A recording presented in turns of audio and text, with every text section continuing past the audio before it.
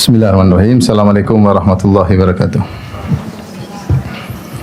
Alhamdulillahi ala ihsani wa syukru lahu ala taufiqihi wa amtinani wa asyhadu an la ilaha illallah wahdahu la syarika lahu ta'ziman li sya'ni wa asyhadu anna Muhammadan abduhu wa rasuluhu da'ila ridwani. Allahumma salli alaihi wa ala alihi wa ashabihi wa ikhwani. Para ummahat sekalian, ibu-ibu yang dirahmati Allah Subhanahu wa taala, demikian juga para bapak-bapak hadirin yang dirahmati oleh Allah Subhanahu wa taala. Pada kesempatan kali ini kita kembali sama-sama belajar tentang kitab Ad-Da' wad-Dawa karya Al-Imam Ibnu Al-Qayyim rahimahullahu taala, yang tidak lain membahas tentang penyakit hati ya, yang bisa menimpa siapa saja ya. Karena setan tiada henti-henti terus menggoda kita. Ini adalah buku yang termasuk sangat bermanfaat untuk memperbaiki seorang yang terkena penyakit hati, terutama penyakit terkait dengan syahwat ya.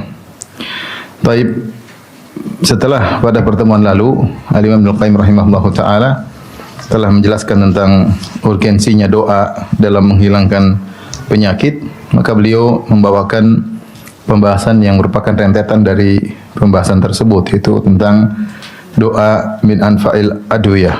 Doa adalah obat yang paling bermanfaat. Faslun ad-du'a'u min anfa'il adwiyah. Fasal tentang doa termasuk obat yang paling bermanfaat ya. Beliau berkata, wa du'a'u min anfa'il adwiyati. Doa adalah atau yang termasuk obat yang paling bermanfaat. Wa huwa aduwul bala, dan dia adalah musuh dari bala ya, dari penyakit, dari hal-hal yang menimpa. Yudafi'uhu wa yu'alijuhu, dia melawannya dan berhadapan dengannya. Wa yamna'u nuzulahu wa yarfa'uhu, fungsi doa adalah mencegah jangan sampai bala tersebut turun menimpa. Wa yarfa'uhu, atau kalau sudah menimpa maka agar bisa diangkat. Au yukhaffifuhu idza nazal ya, atau meringankannya jika sudah menimpa. Wa huwa silahul mu'min, wa huwa silahul mu'min.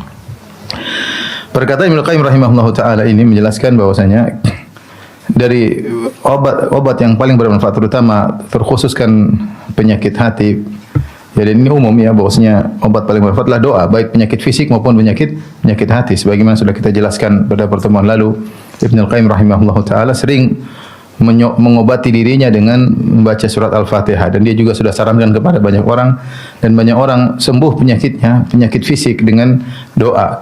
Terlebih lagi penyakit hati, penyakit hati. Oleh karenanya disebutkan doa adalah silahul mukmin. Datang riwayat, namun riwayatnya lemah, tapi maknanya benar, bahwasanya doa adalah senjata seorang mukmin. Maka dia adalah obat yang pertama yang harus dia perhatikan. Senjata yang selalu harus dia bawa ya, karena dia akan berhadapan dengan berbagai macam rintangan. Jangan dia meremehkan senjata tersebut, dan jangan dia meremehkan obat tersebut. Ini obat yang sangat-sangat bermanfaat. Hanya saja seorang terkadang tidak memperhatikannya, meremehkannya ya. Saya sering sampaikan perkataan Al-Imam Syafi'i rahimahullah, beliau berkata, atahza bid-du'a'i wa tasdarihi fama tadri bima sana'ud du'a'u. Sihamul laili la yukhti walakin laha amadun walil amadin qida'u. Kata Imam Syafi'i rahimahullah taala, apa kau meremehkan doa dan menganggap enteng? Kau tidak tahu apa yang bisa dilakukan oleh doa. Doa itu seperti anak panah yang dilepaskan di tengah malam ya, dan tidak akan meleset. Hanya saja waktu mengenainya butuh waktu. Tapi pasti akan kena, tidak akan meleset. Maka dia adalah seorang yang beriman. Senjata seorang yang beriman. Kalau orang tidak beriman, dia enggak peduli dengan doa. Tapi orang yang beriman, dia tahu bahwasanya doa ini adalah senjata yang paling bermanfaat. Bahkan meskipun dia sembuh dengan obat-obat medis, biasanya dibuka dengan doa. Dengan doa tersebut diarahkan menuju dokter yang baik. Dengan doa tersebut maka dia diarahkan ikut taklim pengajian yang baik, yang itu merupakan sebab-sebab kesembuhan penyakitnya. Tapi dibuka dengan doa, Maka seorang jangan meremehkan doa. Dan jangan menjadikan doa sebagai senjata terakhir. Ini adalah kesalahan fatal yang dilakukan oleh mukmin dan mukminah, menjadikan doa sebagai senjata terakhir, padahal dia adalah senjata utama seorang mukmin. Apa fungsi doa? Fungsi doa adalah bisa mencegah bala mau menimpa dia tidak jadi. tidak jadi karena menimpa kemudian tidak jadi menimpa. Kenapa? Karena dia berdoa kepada Allah Subhanahu wa taala, dia minta al-afiyah sehingga harusnya menimpa dia tidak jadi. Bala dengan penyakit kayak musibah kayak kesengsaraan kan banyak sekali bala dalam kehidupan ini, bencana yang kita tidak sukai. Atau fungsinya yarfa'uh, sudah mengena bisa mengangkatnya. Atau minimal yukhaffifuhu idza nazal, mengurangi kepedihan penderitaan tersebut. Dengan doa bisa mengurangi. Jadi tidak ada kerugian dalam doa. Entah mencegah sehingga tidak datang, preventif, atau mengangkat ya, penyembuhan total, atau paling tidak mengurangi. Walahuma al-bala salah satu maqamat. Ibnu Qayyim kemudian menjelaskan bahwasanya kondisi doa dengan bala, kata beliau, doa adalah musuhnya bala, musuhnya musibah atau musuhnya bencana. Maka kondisi antara doa dengan bala ada 3 kemungkinan. Salah satu maqamatin. Ahaduha an yakuna aqwa minal bala fayadfa'uhu. Ketika bertarung antara doa dengan penderitaan yang dialami seorang, kemungkinan pertama doa lebih kuat daripada al-bala. Kalau doa lebih kuat, maka al-bala tersebut akan hilang, terangkat, kalah ya. Bagaimana bisa kuat doa? Tentunya dengan memenuhi syarat-syaratnya dan adab-adabnya. Dan dengan penuh keyakinan. Syarat-syarat dipenuhi, adab-adab dipenuhi, kemudian dengan husnudzon, yakin, maka menjadi kuatlah doa tersebut dan dia bisa menghilangkan bala. Ini masalah iman. Ya, masalah iman. Yang kedua, kemungkinan kedua, ats-tsani an yakuna adhafa minal bala'i fayaqwa 'alaihi al-bala'u fayusabu bihi al-'abdu walakinnahu qad yukhaffifuhu wa in kana dha'ifan.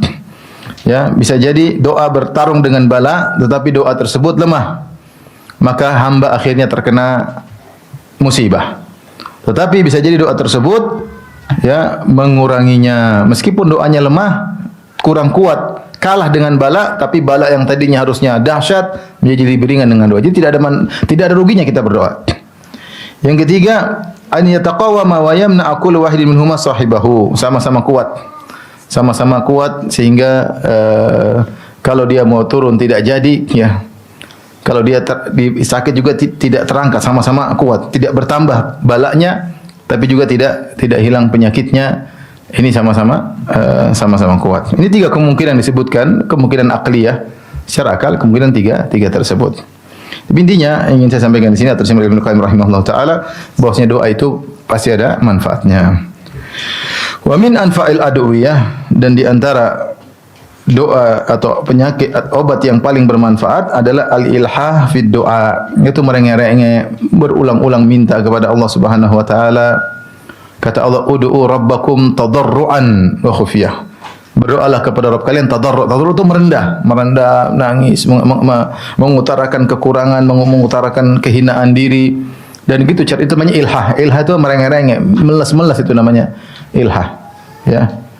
Dan itulah dilakukan oleh para anbiya, seperti perkataan Nabi Zakaria, inni wahanal azmu minni washta'ala ar-ra'su syaiba wa lam akum bidu'aika rabbi syaqiyya wa inni khiftul mawaliya min wara'i wa kanat imraati aqira fa hab li min ladunka waliya.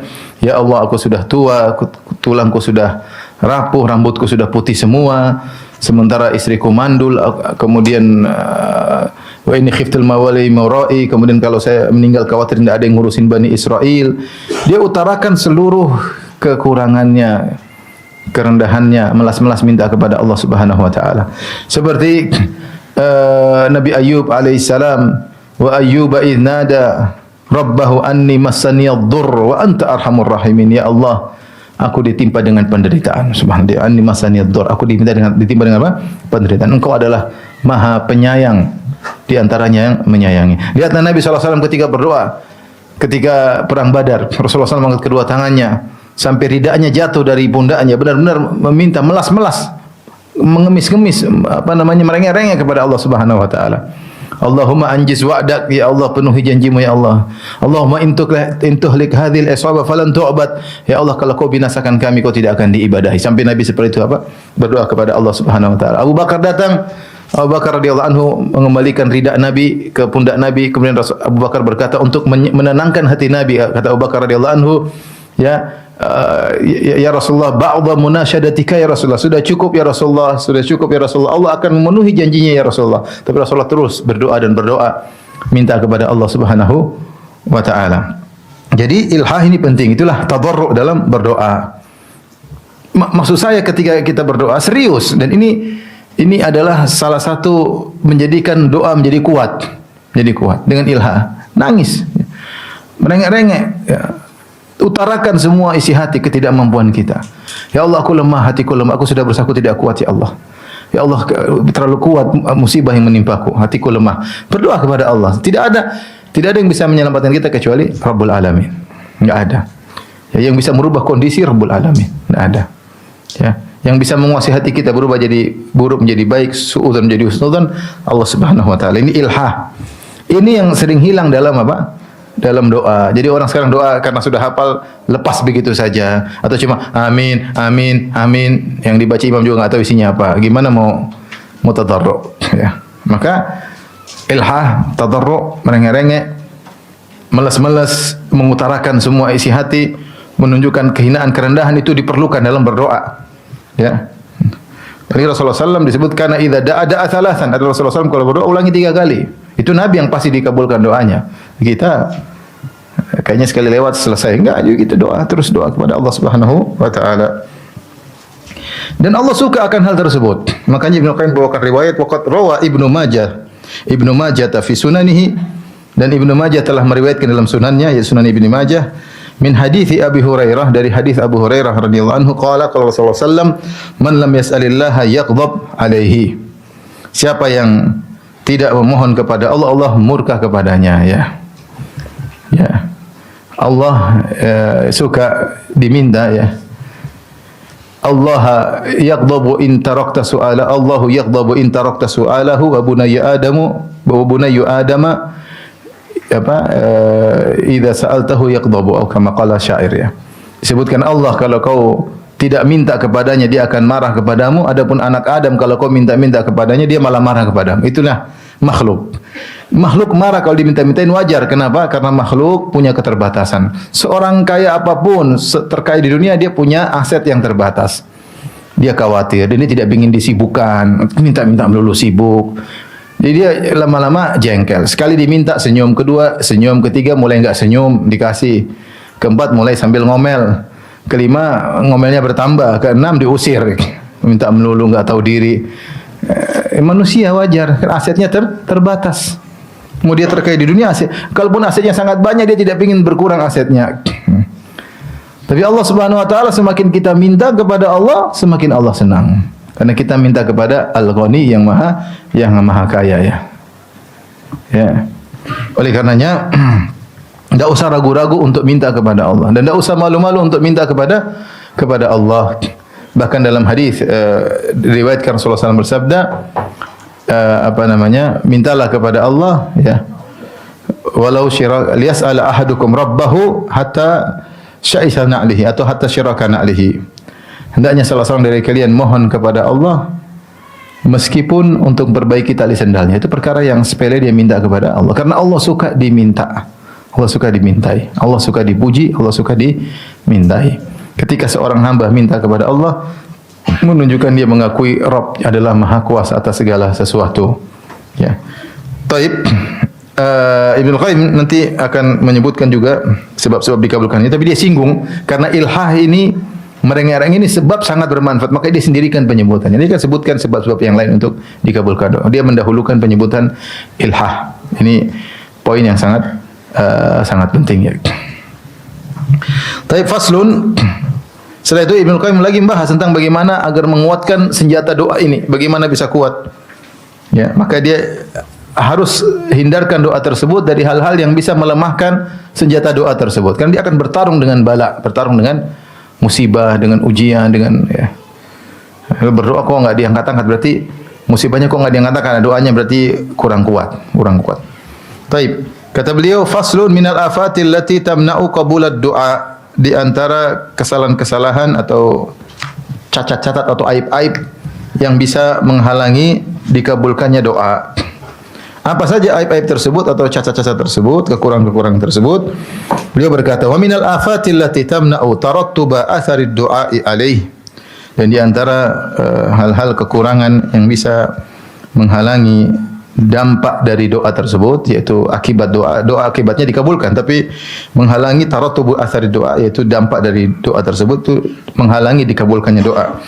Yang pertama, an yasta'jilal abdu wa yastabdi'al ijabah. Ya. Yaitu dia terburu-buru untuk dikabulkan doa. Wa yastabti'al ijabah, dan dia menganggap kok lama sekali Allah enggak kabulkan. Fa yastahsir wa yad'u doa, maka dia akhirnya meninggalkan doa ya. Berhenti dan dia meninggalkan doa. Wa huwa bimanzilati man badhara badhran atau bidhran aw gharasa gharsan faja'ala yata'ahaduhu wa yasqihi. Dan kedudukan orang seperti ini yang sudah berdoa kemudian dia berhenti, kemudian dia meninggalkan doa, ya. Seperti seorang yang sudah menanam benih atau menanam sebuah tunas ya. Faja'ala yata'ahadu, kemudian dia perhatikan benih tersebut, dia perhatikan tunas tersebut, wa yasqi, kemudian dia sirami air. Falamma istabta'a kamalahu wa idrakahu tarakahu wa ahmalahu.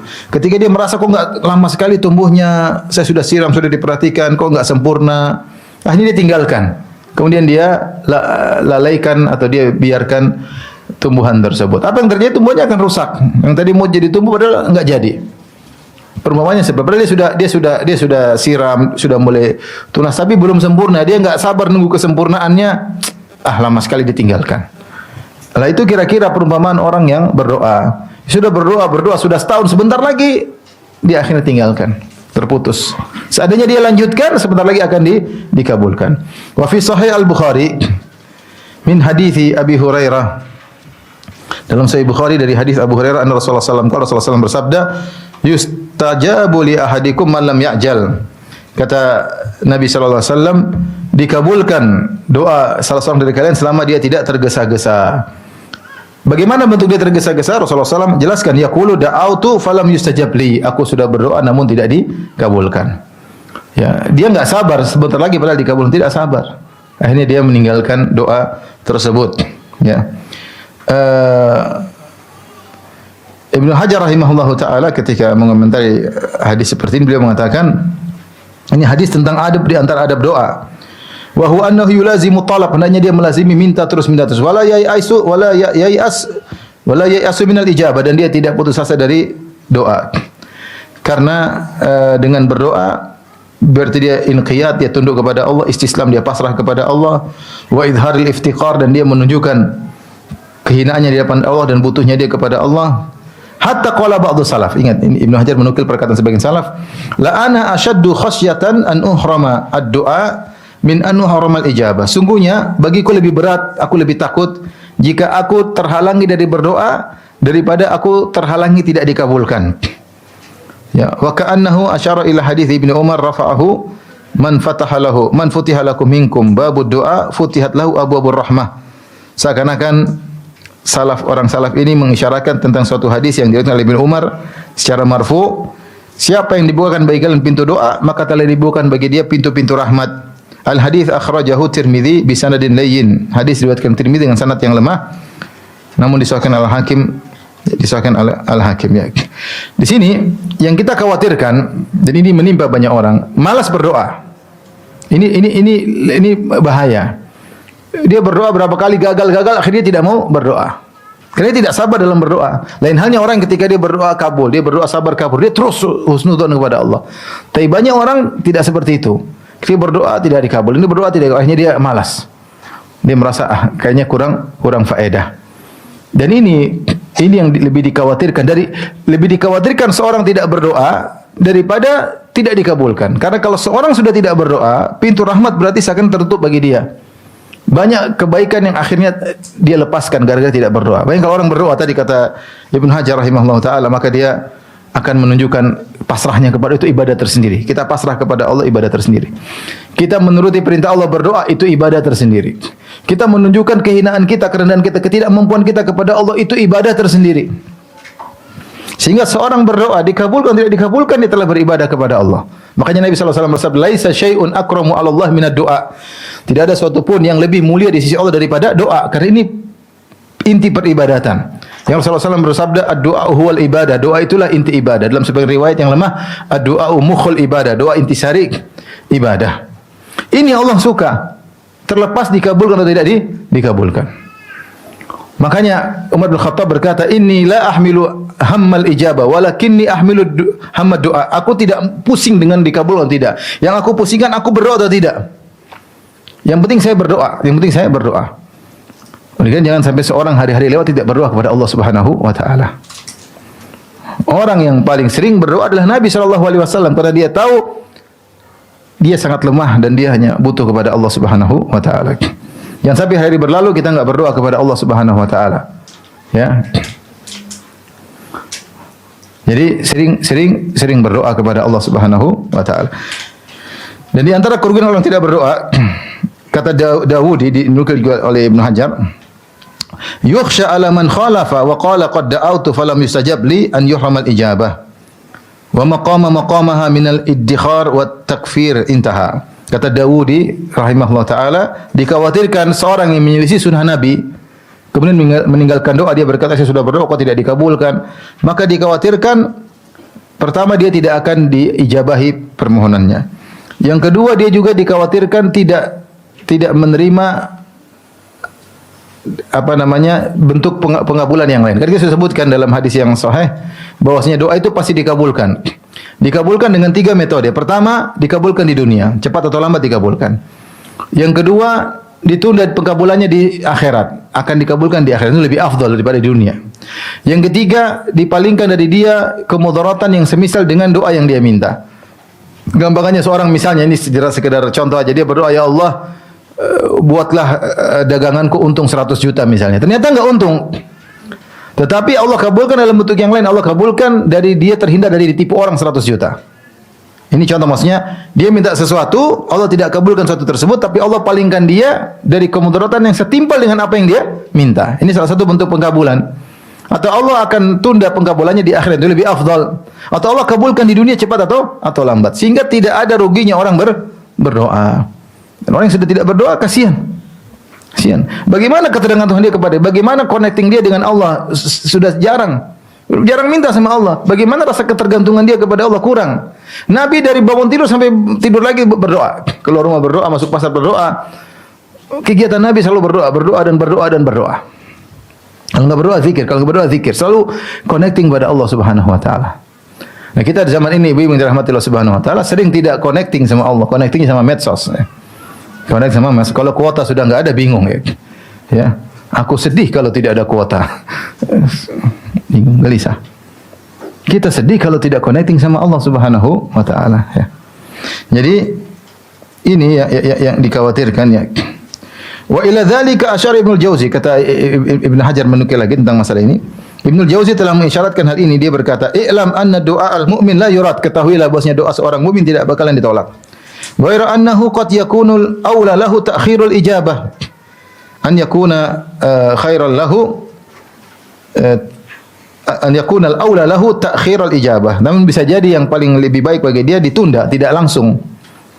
Ini kenapa Allah tunda? Kok tidak langsung Allah jawab permintaan kita? Ada maslahat.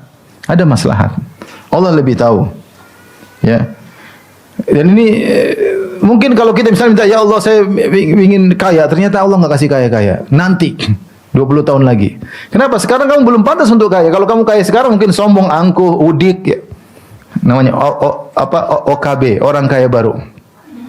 Udik, tahu-tahu punya duit langsung beli udik ya. Orang yang sudah kaya lama bingung lihat ini baru kaya jadi bingung, punya duit banyak bingung. Jadi Allah tunda, nanti ada waktunya kau punya kemampuan hati untuk punya duit, tidak sombong, tidak angkuh, tetap sayang sama yang miskin, kau bisa menata hati, baru Allah kabulkan. Jadi terkadang penundaan itu lebih afdal daripada segera. Tapi seorang misalnya masih berdoa, "Ya Allah, terima di Madinah, Allah tidak terima, nanti aja. Kenapa kalau diterima sekarang mungkin ilmunya kurang pas, kurang cukup untuk bisa menerima ilmu dari para ulama. Atau kalau diterima sekarang mungkin dia sombong, mungkin dia angkuh. Kalau diterima sekarang dia malah jadi gaet, malah enggak belajar. Kita enggak tahu. Ditunda nanti 3 tahun lagi baru diterima. Kita enggak tahu. Kita enggak tahu. Oleh karenanya artinya sebagian kita punya pengalaman, kita berdoa dikabul 2 tahun lagi. Saya punya pengalaman pribadi, artinya saya berdoa itu 2-3 tahun lagi baru dikabulkan. Baru saya, oh iya saya pernah berdoa 2 tahun lalu, pernah 3 tahun lalu. Saya pernah minta kepada Allah. Kenapa 3 tahun? Allah yang lebih tahu. Jadi ngapain kita kemudian mengatakan wah saya sudah berdoa tidak dikabul. Itu perkataan suudzon kepada Allah. Maka Ibnu Jauzi mengatakan bisa jadi ditunda dikabulkannya doa lebih baik bagi dia. Ya, au yu'awwadu bima huwa aula lahu ajilan au ajilan, atau diganti dengan yang lain lebih bermanfaat bagi dia. Dia doa ini Allah kasih yang lain. Lihat siapa? Ibunya Maryam. Ibunya Maryam berdoa kepada Allah, "Inni nadartu laka ma fi batni muharraran fataqabbal minni innaka antas samiul alim." Ya Allah, aku ingin punya anak laki-laki. Nanti kalau lahir dia jadi berkhidmat di Masjidil Aqsa. Dan itu yang paling pantas anak laki-laki, bisa gesit kemudian di masjid. Ternyata Allah kasih apa? Perempuan. Tapi dia terima, ketika terima Allah kasih perempuan ternyata lebih afdal. Perempuan ini punya anak nanti Nabi Isa alaihissalam. Kalau punya anak laki-laki mungkin enggak punya anak Nabi Isa. Ternyata Allah berikan pilihan lain. Dia minta anak laki-laki, Allah kasih anak perempuan. Tapi dia terima. Ya. Qalat rabbi inni wada'tuha untha wallahu a'lam bima wada'at wa laysa dzakaru kal untha wa inni sammaituha Maryam wa inni u'idzuha bika wa dzurriyyataha minasyaitonir rajim. Ya Allah, ternyata perempuan, ya Allah. Aku namakan dia Maryam dan aku mohon kepada Allah untuk melindunginya dan melindungi keturunannya dari gangguan syaitan. Ternyata benar. Ini anak perempuan jadi sangat salehah.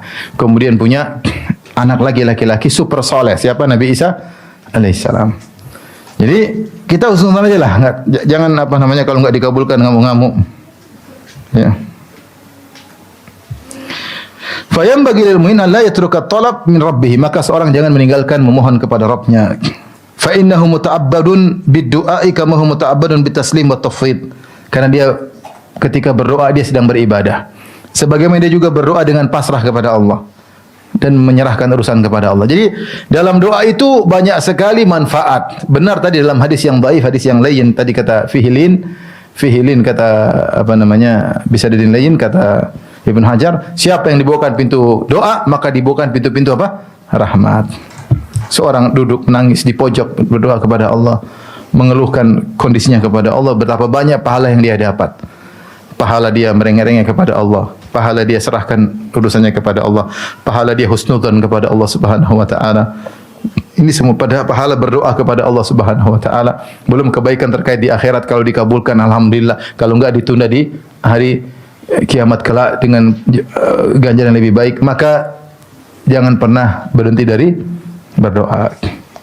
Kita tahu dalam kehidupan ini ibu-ibu banyak sekali ujian hidup, banyak. Kita laki-laki ibu-ibu punya ujian hidup. Saya kemarin ada beberapa kasus orang datang, saya enggak bisa apa-apa, saya doa sabar. Ada orang datang beberapa waktu lalu, laki-laki datang temu saya.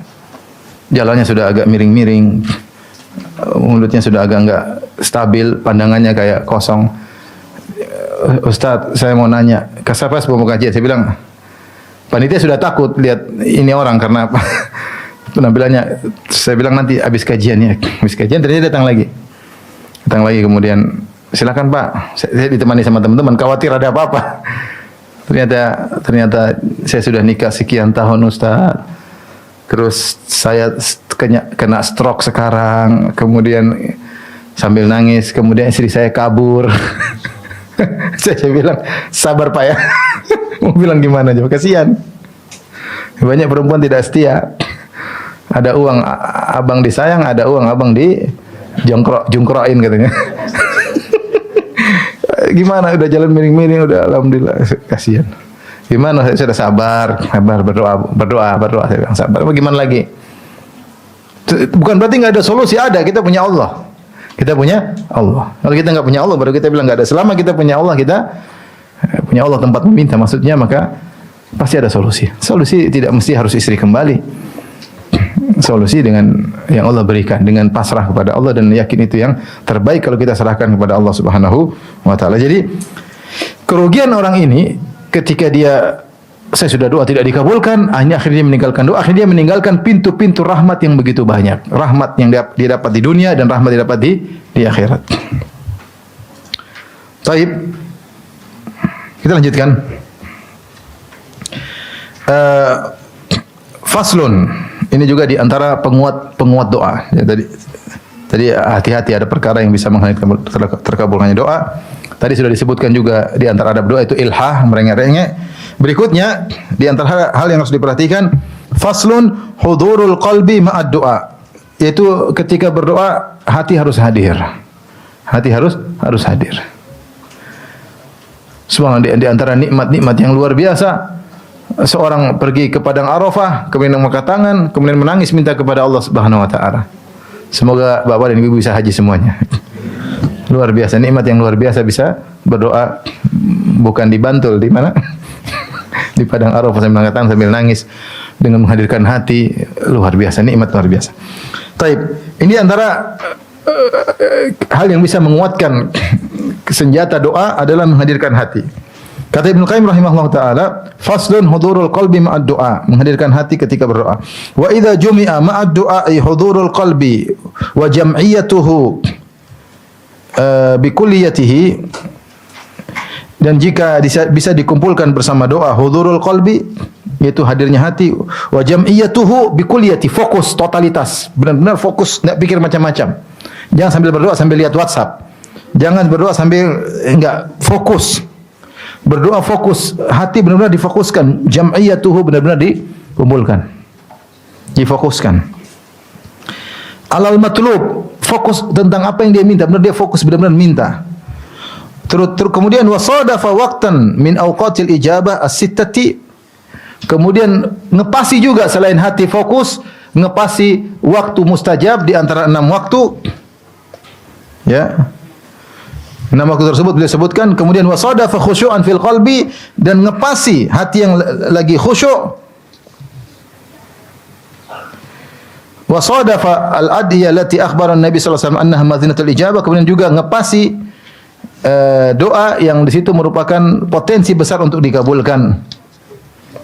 Maka beliau mengatakan ini semua akan dikabulkan doa tersebut. Dia menyebutkan beberapa poin, nanti akan kita baca sedikit-sedikit. Ini di antara ada pada ngepasi ini, ngepasi hati yang lagi hadir, ngepasi waktu yang dikabulkan. Kemudian lagi apa di sini? Ngepasi misalnya doa yang dianjurkan oleh Nabi sallallahu alaihi wasallam dengan menyebutkan Ismillahil A'zam, ya. Maka ini akan menjadikan doa mudah dikabulkan. Baik, kita bacakan. Jika di doa disertai dengan hadirnya hati dan fokus agar meraih apa yang diminta, kemudian menepati waktu di antara waktu-waktu dikabulkan doa. Ada 6. Di antaranya, yang pertama waktu dikabulkan doa, thuluthul akhir minal lail, sepertiga malam yang terakhir. Yang kedua, wa indal adzan, ketika sedang adzan. Wa bainal adzan wal iqamah, ya, ketika adzan dan apa? Antara adzan dan iqamah. Wa adbarus salawatil maktubah, kemudian setelah salat 5 waktu. Kemudian wa inda su'udil imam yaumal jum'ah alal mimbar, ketika imam naik di atas mimbar. Hatta tuqda salat, sampai selesai salat Jumat. Wa akhiru sa'atin ba'dal asr min dzalikal yaum, dan waktu paling terakhir di setelah asar pada hari Jumat. Ini di antara waktu-waktu ijabah. Kita bahas yang pertama, waktu ijabah yang perlu seorang perhatikan ketika berdoa, thuluthul akhir minal lail, sepertiga malam yang terakhir. Jelas waktu nuzul al-ilahi, ketika Allah turun ke langit dunia. Kata Nabi sallallahu alaihi wasallam, yanzilu rabbuna tabaraka wa ta'ala hina yabqa thuluthul akhir minal lail, fa yaqulu hal min da'in fa astajiba lahu, hal min sa'ilin fa utiya su'lah, hal min mustaghfirin fa aghfir lahu. Allah, Rabb kita yang maha tinggi, yang maha mulia, turun ke langit dunia ketika tinggal sepertiga malam yang terakhir. Maka Allah mencari hambanya. Allah berkata, apakah ada hambaku yang berdoa akan aku kabulkan doanya? Apakah ada hambaku yang meminta, memohon akan aku kabulkan permohonannya?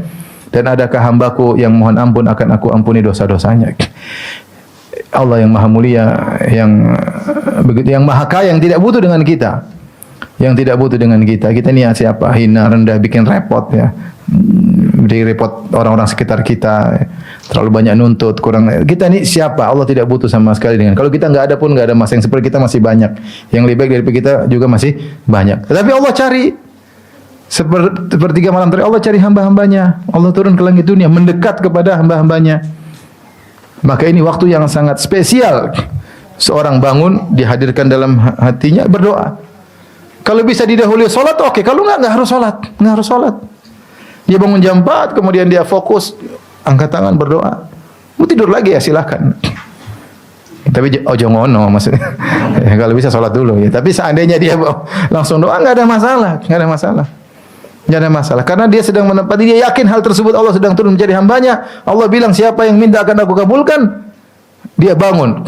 Saya sangat yakin kalau dia nggak dikabulkan hari ini, besok, sebulan, 2 bulan pasti dikabulkan. Selama dia memenuhi apa? Adab-adab doa. Ini sudah terbukti banyak ya. Orang menyia-nyiakan waktu tersebut ya. Anda tidak harus umrah pergi ke depan Ka'bah. Kalau bisa alhamdulillah, kalau enggak setiap hari ada waktu mulia. Sepertiga malam bangun kemudian minta kepada Allah Subhanahu wa taala. Cuma kita malas. Bangunnya jam 6 kurang seperempat. Gimana? Udah lewat waktu mustajabah. Sekarang waktunya ayam berkokok. Oleh karenanya jangan sia-siakan. Kita ini siapa? Kita mau harap siapa? Siapa yang memperhatikan sama kita?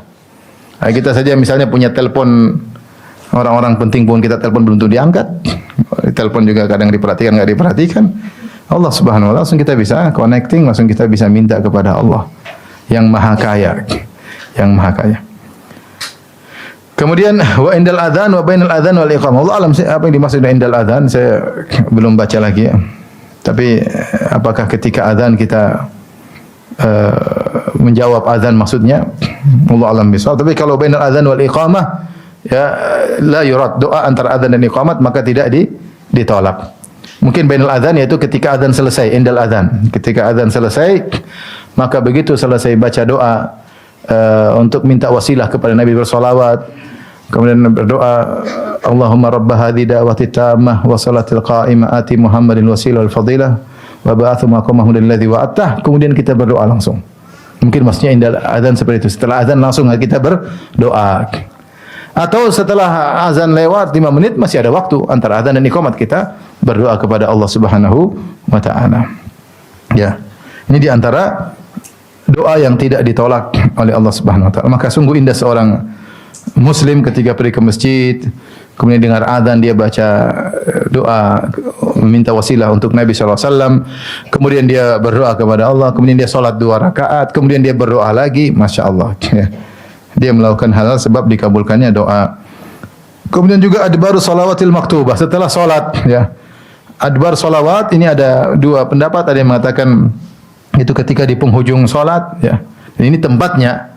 Karena kalau kita tasyahud, kita mengumpulkan adab. Pertama, kita mengucapkan salam. Assalamualaikum ya Nabi wa ala ibadillahi shalihin.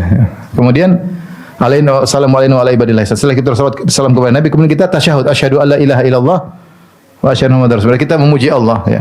At-tahiyatulillah itu pujian kepada Allah, itu tidak? Pujian. Terus kita mengucapkan salam buat Nabi. Kemudian kita bersolawat. Allahumma sholli ala Muhammad. Kemudian kita berdoa. Maka dalam tasyahud akhir terkumpul adab doa. Karena adab doa antaranya sana ala Allah, memuji Allah, kemudian bersolawat kepada Nabi. Dan itu ada dalam tasyahud akhir. Maka jangan lupa setelah tasyahud akhir, kemudian kita solawat, kemudian kita berdoa sebelum apa? Salam. Kata Nabi SAW, waliyatakhayyar min ad-du'a ma syaa. Dia silakan milih doa apa yang dia kehendaki. Ini di antara tempat dikabulkannya doa ya. Kemudian juga sebagian pendapat mengatakan boleh setelah salam, seperti Ibnu Qayyim, setelah salam kemudian dia sudah setelah zikir, dia mau berdoa silakan, enggak ada masalah. Setelah zikir selesai, tidak langsung setelah salam, tapi setelah salam dia mengucapkan zikir setelah salam, kemudian dia berdoa, boleh. Termasuk dianggap adbar salawat ya. Pendapat Ibnu Qayyim rahimahullahu taala.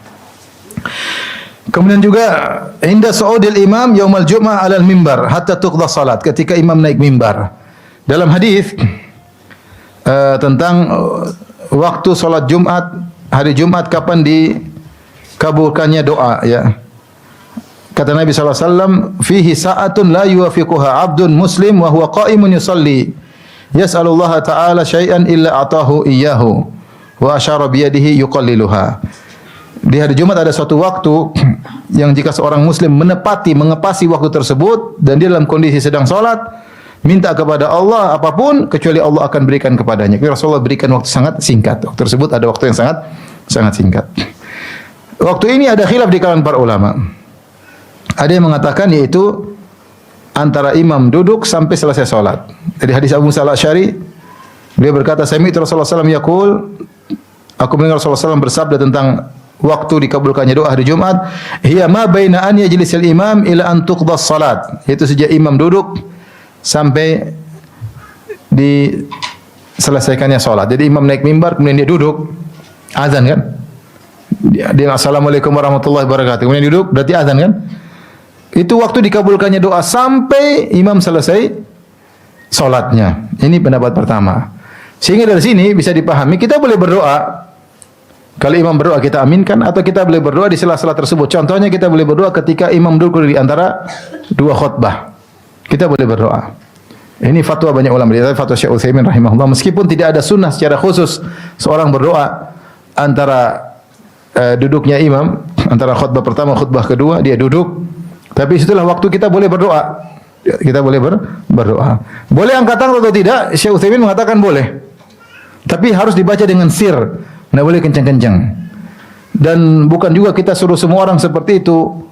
Ya, ada yang angkat tangan, ada yang enggak, karena khawatir menjadi syiar dalam salat Jumat dan tidak diriwayatkan dari para salaf. Kemudian mereka ramai-ramai berdoa di antara duduknya imam antara dua khutbah. Tapi boleh kita berdoa. Pendapat yang kedua mengatakan bahwasanya waktu tersebut faltamisuha akhir sa'atin ba'dal asar. Cari waktu tersebut di waktu terakhir setelah asar, yaitu menjelang maghrib. Ini pendapat. Waktu dan disebut oleh Ibnu Qayyim rahimahullah taala. Ya mungkin kalau adzan maghrib di Jogja jam berapa? Hah? Setengah enam. Ya jam 5 kita mulai 5:15 kita mulai apa? Mulai berdoa terus menjelang maghrib. Ini antara dikabulkan. Dan ada pendapat yang juga saya baca, ini juga penting, kadang kita lalaikan, berdasarkan teks hadis. Kata Nabi sallallahu alaihi wasallam pada hari Jumat, fihi sa'atun la yuwafiqu 'abdun muslim wa huwa qa'imun yusalli. Ada waktu di hari Jumat yang seorang muslim mengepasi waktu tersebut dan dia dalam kondisi apa? Salat. Ya, kalau kita gabungkan dengan hadis tadi sampai imam selesai salat, berarti di antara waktu kita berdoa ketika sedang salat Jumat. Karena pendapat pertama, waktu dikabulkan doa sejak imam duduk di mimbar sampai selesai salat Jumat. Jadi di antaranya kita boleh berdoa, kalau imam lagi khutbah dia berdoa, kita aminkan. Dan itu untuk kita juga. Kemudian yang kedua, ketika imam lagi duduk di antara dua khutbah, kita juga boleh berdoa dengan sir. Namun tidak tidak rame-rame, tidak keraskan suara. Yang ketiga, kita sedang sholat. Sedang sholat Jumat, jangan lupa kita lagi sujud berdoa. Karena ini waktu spesial, karena dalam hadis dikatakan wa huwa qa'imun yusalli. Dan dia sedang dalam kondisi apa? Sholat. Berarti ini waktu-waktu yang harus diperhatikan. Intinya, waktu Jumat, waktu dikabulkan doa, pertama, ketika imam khutbah, di tengah khutbah dia berdoa, kita aminkan. Itu waktu dikabulkannya doa. Kedua kapan? Ketika imam duduk di antara dua khutbah. Masing-masing doa sir, pelan-pelan. Mau angkat tangan, enggak angkat tangan, enggak masalah. Ya, Allah Maha mendengar. Yang ketiga, ketika kita sedang apa? Salat. Sedang salat Jumat. Fokus berdoa untuk kedua orang tua ketika tasyahud akhir, ketika sujud berdoa. Yang keempat, di akhir saat sebelum maghrib hari Jumat. Ini di antara waktu-waktu yang dikabulkan. Kata Ibnu Qayyim, wa akhiru sa'atin badal asri min dzalikal yaum. Ini di antara waktu yang dikabulkan. Kemudian dia berkata, wa sadafa khusyu'an fil qalb. Dan juga mendapati kekhusyuan dalam hati. Wa inkisaran baina yaday rabbi, dan perendahan diri ya di hadapan Rabbul Alamin. Wa dhullan lahu wa tadarruan wa riqatan ya. Yaitu dia khusyuk dalam hatinya ketika berdoa. Inkisar itu dia merasa rendah, menunjukkan kehinaannya di hadapan Allah. Tadarruan, dzullan, semua makna yang sama. Tadarru' itu rendah, dzul itu menghinakan diri, wariqatan apa namanya kelemahan jiwa di hadapan Allah Subhanahu. Jangan ada kesombongan sama sekali. Jangan ada kesombongan. Jadi ketika berdoa benar-benar fokus, saya sangat memerlukan pertolongan-Mu ya Allah. Kalau tidak Engkau, aku tidak bisa jadi apa-apa. Benar-benar. Jangan merasa ya kalau Allah kabulkan oke, kalau enggak juga enggak masalah. Enggak boleh begitu ya. Jadi benar-benar fokus. Ya. Tadarru' merendahkan diri di hadapan Allah Subhanahu wa taala. Menjelaskan kebutuhan kita kepada Allah. Makanya dari sini kita tahu doa enggak bisa buru-buru. Dari sini kita enggak bisa doa buru-buru. Ya Allah, Rabbana atina fid dunya hasanah. Enggak bisa buru-buru. Bagaimana menghadirkan tadarru' begitu? Doa ya Allah, pelan-pelan. Rabbana atina fid dunya hasanah. Ya Allah, zalamtu nafsi dzulman katsira wa la yaghfiru dzunuba illa. Sambil kita renungkan. Kalau kita kurang ngepas, ulangi 2 kali. Kurang ngepas, ulangi 3 kali. Rasulullah SAW sunnahnya ngulang doa sampai 3 kali. Enggak bisa buru-buru. Ya. Karena kalau kita buru-buru, kita enggak bisa menghadirkan kehadiran hati. Kita enggak bisa menghadirkan tadarru' kita. Buru-buru ya. Makanya jarang dikabulkan doa kalau kita berdoanya apa? Buru-buru.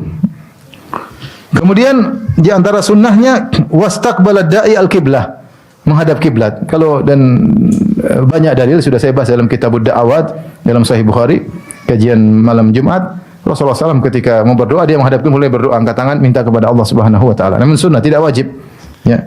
Kemudian wa kana ala taharah, ini adab doa dalam kondisi suci. Bersuci. Ini juga tidak harus, tapi ini kalau bisa dalam kondisi bersuci lebih baik. Wa rafa'a yadayhi ila Allah. Kemudian dia mengangkat kedua tangannya ketika berdoa kepada Allah, kemudian memuji Allah. Ini juga di antara tanda menghinakan diri, mengangkat tangan. Angkat tangan ya. Rasulullah SAW mengangkat tangan biasa, tapi ketika istisqa Rasulullah SAW mengangkat tangan lebih tinggi. Seorang muda angkat tangan, yang penting minta kepada Allah. Dan Nabi SAW mengatakan, Inna Allah hayyun karim sittir yastahi min abdihi idza rafa'a yadayhi ilaihi an yaruddahu masifran. Sungguhnya Allah Subhanahu wa taala maha menutup aib hambanya dan maha malu. Kalau hambanya mengangkat kedua tangannya ketika berdoa kepadanya, kemudian Allah kembalikan tangan kosong. Allah malu di sini maksudnya seakan-akan tidak layak bagi Allah yang maha kaya ada hambanya yang angkat tangan kemudian Allah tidak kabulkan. Maksud malunya demikian itu karena saking maha baiknya Allah Subhanahu wa taala. Hambaku ciptaanku sudah mengatakan aku maha kaya, kenapa aku tidak kabulkan? Maka jangan lupa ketika berdoa angkat tangan. Kemudian thumma sanna bi salati ala Muhammadin abdi wa rasul. Jangan lupa juga bersalawat kepada Nabi ketika berdoa. Kemudian thumma qaddama baina yaday hajati taubat wal istighfar, dan jangan lupa di antara doa beristighfar dan bertobat sebagaimana dicontohkan oleh para anbiya. Rabbi ghfirli wa habli mulkan la yanbaghi li ahadin ba'di. Kata Nabi Sulaiman ketika minta kerajaan yang luar biasa, dia buka dengan Rabbi ghfirli, ya Allah ampunilah aku. Lihat Nabi Yunus buka doa dengan istighfar ya. La ilaha illa anta subhanaka inni kuntu minadh dhalimin. Jadi jangan lupa beristighfar ya. Ini semua bentuk merendahkan diri di hadapan Allah. Tidak ada sok sama sekali ketika mohon kepada Allah Subhanahu wa taala. Kemudian thumma dakhala ala Allah, kemudian masuk minta kepada Allah, mulai ilha. Jadi itu semua mukaddimah, kemudian mulai merengek-rengek minta. Wa alaha alaihi fil mas'alah. Merengek-rengek menangis-nangis minta kepada Allah. Wa tamallaqahu wa da'ahu. Kemudian minta bersama. Tamallaq maknanya merengek-rengek, merayu-rayu minta kepada Allah. Raghbatan wa rahbatan, dalam kondisi berharap dan takut. Kemudian juga wa tawassala ilaihi bi asma wa sifatihi wa tauhidihi, bertawassul kepada Allah dengan nama-nama Allah, sifat-sifatnya. Puji Allah Subhanahu wa taala, tauhidkan kepada Allah. Puji Allah Subhanahu wa taala. Ya Allah, Engkau Ilahi, Engkau Tuhanku. Ya Allah, Engkau Khaliq, penciptaku. Ya Allah, Anta Razik, Engkau memberi rezeki kepadaku. Ya Allah, tidak ada yang mengatur alam semesta kecuali Engkau ya Allah. Semua di tangan Engkau ya Allah. Engkau juga berkata kun fayakun, maka jadi maka jadilah. Ya Allah, sungguh masalahku adalah ringan di hadapan-Mu. Puji Allah. Kalau enggak bisa bahasa Arab, bahasa Indonesia. Berdoa, memuji Allah terus sampai puji, kemudian kita minta sama Allah. Kemudian kata Ibnu Qayyim, wa qaddama baina yaday du'ai sadaqah, dan jangan lupa bersedekah sebelum apa? Berdoa. Ini masalah sedekah sebelum berdoa. Sebagian ulama berdalil dengan, karena tidak ada dalil khusus tentang masalah ini, tetapi sebagian ulama berdalil dengan salat gerhana. Apa disyariatkan salat gerhana? Kita berdoa kepada Allah Subhanahu wa taala. Dan setelah itu Rasulullah SAW berkata, fa idza ra'aitum dzalika fad'ullaha, kalau kalian lihat gerhana berdoalah. Wa kabbiru, bertakbirlah. wasallu dan salatlah, wa tasaddaqu dan bersedekahlah. Seakan-akan bahwasanya kalau doa itu diiringi dengan sedekah. Jadi kalau jadi Rasulullah mengatakan, maka berdoalah kepada Allah, wa kabbiru wa sallu, bertakbir itu memuji Allah, salat minta kepada Allah, disertai dengan wa tasaddaqu dan bersedekahlah. Ini menunjukkan bahwasanya sedekah menguatkan dikabulkannya doa. Ibnu Daqiq ketika mengomentari hadis ini beliau berkata, wa fil hadis dalilun ala istihbabi sadaqah indal makhawif wal istidfa wa istidfa'il bala al mahdzur. Dalil ini menunjukkan dianjurkannya sedekah ketika muncul hal-hal yang menakutkan, mengkhawatirkan dalam rangka menolak bala. Jadi sedekah diperlukan. Kita sebelum berdoa kita bersedekah. Syekhul Islam Taimiyah berkata, "Ad-du'a sababun yadfa'ul bala, fa idza kana aqwa minhu dafa'ahu." Doa adalah sebab menghilangkan bala, jika doa lebih kuat akan menghilangkan bala. Wa idza kana sababul bala aqwa lam yadfa'hu, lakin yukhaffifu aw yudhifuhu. Kalau doa tidak kuat maka bala tidak hilang tapi diringankan. Walihada amara indal atau umira indal kusuf wal ayat bis salati wad du'a wal istighfar was sadaqah. Karenanya ketika terjadi gerhana matahari atau ada kejadian-kejadian yang luar biasa, maka diperintahkan untuk salat, untuk berdoa dan istighfar dan sedekah. Jadi sedekah itu menguatkan apa? Doa. Doa yang tadinya lemah dengan sedekah menjadi kuat. Ya. Oleh karenanya perkataan Ibnu Qayyim ini meskipun tidak ada nas yang secara spesifik tapi ada dalil umum. Kata Ibnu Qayyim, wa qaddama baina yaday du'ai sadaqah. Sebelum dia berdoa dia bersedekah. Fa inna hadha du'a la yakadu yuraddu abadan. Doa yang mengumpulkan syarat-syarat ini tidak akan tertolak selamanya, pasti diterima. Wala siyama in sadafa al-adiyat allati akhbara an-nabi sallallahu alaihi wasallam annaha madhinnatul ijabah atau annaha mutadamminatun lil ismil a'zam. Terlebih lagi kalau doa tersebut disertai dengan zikir-zikir yang diajarkan oleh Nabi yang merupakan potensi besar untuk dikabulkan, yaitu doa-doa yang mengandung ismil a'zam, nama Allah yang Maha Agung, ya, yaitu di antaranya misalnya as-samad. Di antaranya kemudian kita bacakan dalil-dalilnya sebentar aja. Fa minha ma fi sunan wa sahih Ibnu Hibban. Di antaranya yang diriwayatkan dalam sunan dan juga dalam sahih Ibnu Hibban min hadits Abdullah bin Buraidah an abihi anna Rasulullah sallallahu alaihi wasallam sami'a rajulan yaqul. Ayahnya bahwasanya Rasulullah SAW mendengar seorang berdoa, Allahumma inni as'aluka bi anni asyhadu annaka antallahu la ilaha illa anta. Ya Allah, aku mohon kepadamu. Dia bertawassul dan aku bersaksi. Dan dengan aku bersaksi bahwasanya Engkau adalah Allah yang tidak ada yang berhak disembah kecuali Engkau. Al-Ahadus Samad, yang Maha Esa. As-Samad, yaitu yang tidak perlu kepada siapapun dan semuanya butuh kepadamu.